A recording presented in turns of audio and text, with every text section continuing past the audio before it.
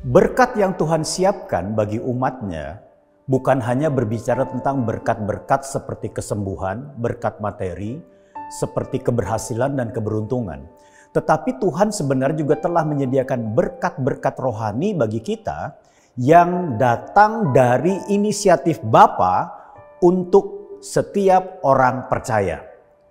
Di dalam Efesus pasal yang pertama kita menemukan di situ beberapa berkat rohani. Saya akan bacakan ayat yang ketiga saja. Terpujilah Allah dan Bapa Tuhan kita Yesus Kristus yang dalam Kristus telah mengaruniakan kepada kita segala berkat rohani di dalam surga. Segala berkat rohani artinya apa? Bukan hanya satu atau dua, tetapi banyak berkat rohani yang Tuhan sudah berikan atas inisiatif Bapa sendiri. Mari kita lihat beberapa saja. Yang pertama adalah pilihan Allah atas kehidupan kita. Ketika kita mendengar berita tentang Yesus, ketika kita mendengar apa yang Yesus lakukan, ketika kita mendengar tentang pengorbanan Kristus, maka Roh Kudus bekerja dalam kehidupan kita dan kasih karunia Allah itu mengerjakan bersama dengan Roh Kudus sehingga kita dapat menerima Yesus sebagai Tuhan dan Juru Selamat kita. Disitulah pilihan Allah terjadi dalam kehidupan kita. Jadi ada anugerah Tuhan yang luar biasa yang menetapkan kita, yang memilih kita. Sehingga kita masuk di dalam rancangan pengudusan oleh pengorbanan Kristus. Karena dosa tidak bisa diselesaikan dengan ibadah, dengan perbuatan baik. Dan segala apa yang dapat manusia lakukan harus ada turut campur tangan Tuhan, yaitu pengorbanan Kristus. Yang kedua adalah berkat rohani, yaitu ditentukan sebagai anak. Efesus pasal yang pertama ayat yang kelima dikatakan dalam kasih ia telah menentukan kita dari semula oleh Yesus Kristus untuk menjadi anak-anaknya sesuai dengan kerelaan kehendaknya.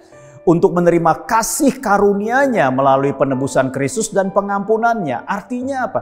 Kita diangkat sebagai anak. Tuhan memang tidak beranak, tetapi istilah anak digunakan artinya ada kedekatan hubungan yang luar biasa antara bapa dan anaknya dan anak dengan bapaknya.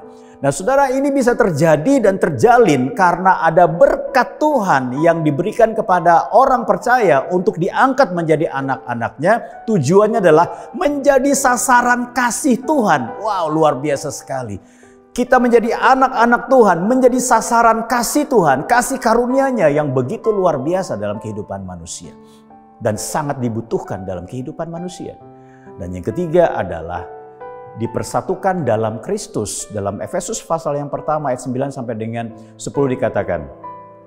Sebab ia telah menyatakan rahasia kehendaknya kepada kita sesuai dengan rencana kerelaannya, yaitu rencana kerelaan yang dari semula telah ditetapkannya di dalam Kristus sebagai persiapan kegenapan waktu untuk mempersatukan di dalam Kristus sebagai kepala segala sesuatu baik yang di surga maupun yang di bumi. Artinya apa? Kita masuk di dalam sebuah keluarga di mana kepalanya adalah Kristus.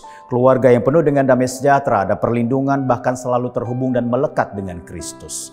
Tuhan Yesus memberkati.